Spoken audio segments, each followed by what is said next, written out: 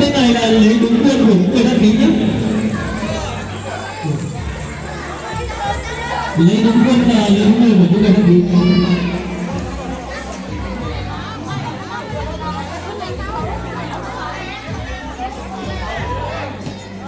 Em phải ra ngoài chơi một chút.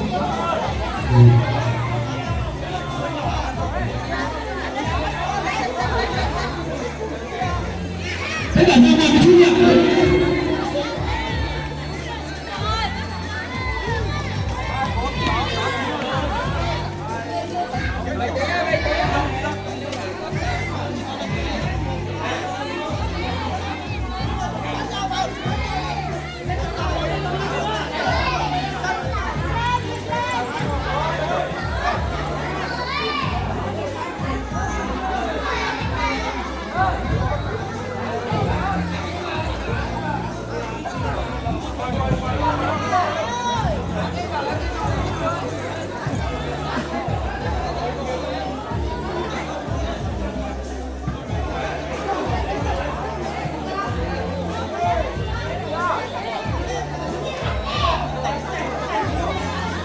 Cho cái tao mì này bây giờ chân tay tiền hai vừa cái tối này trong đi bây giờ cái tao lô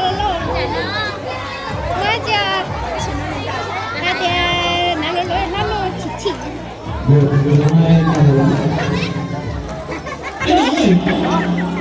Anh là bố ơi. giá số xe Ra đứng ở đằng sau này xe máy đó. Ra đứng ở đằng sau bên chỗ bao nhiêu xe bên này còn bên bao nhiêu người cử ra bên chỗ đằng sau của bên trong mày kia.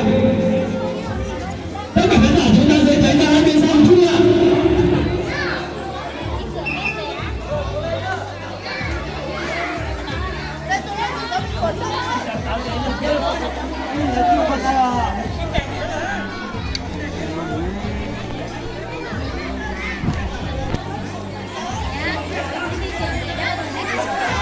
Hai chục cây ở đằng sau kia được chưa?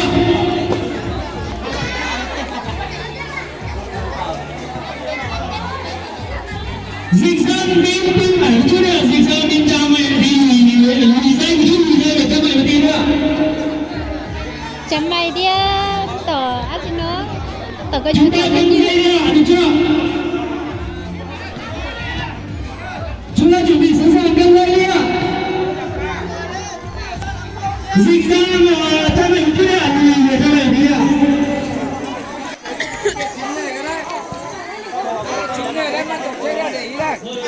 Vâng. Bây giờ tất cả chúng ta là sẽ kéo 3 hiệp. Chúng ta đội nào kéo thắng 2 hiệp là chúng ta sẽ thắng nhá. Và chúng ta sẽ đổi vị trí trong 2 hiệp sau để đổi vị trí hai bên nhé. tao nào đấy à tao nào bảo chữ Sẵn sàng nhá. tao nào chế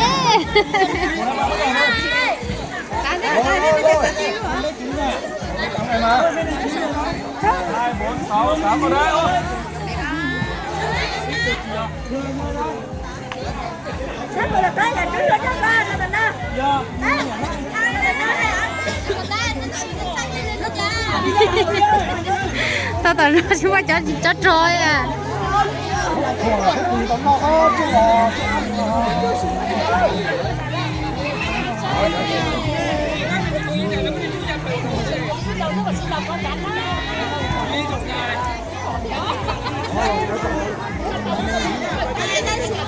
Tất cả ra ngoài chi ạ.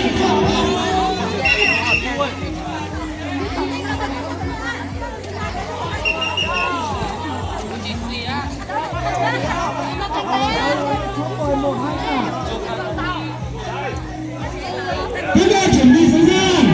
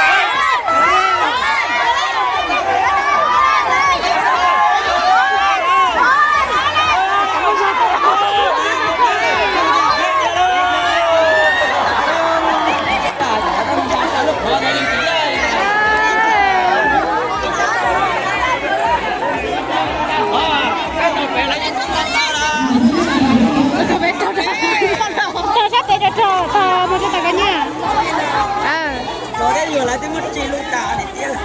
呀，也是好大。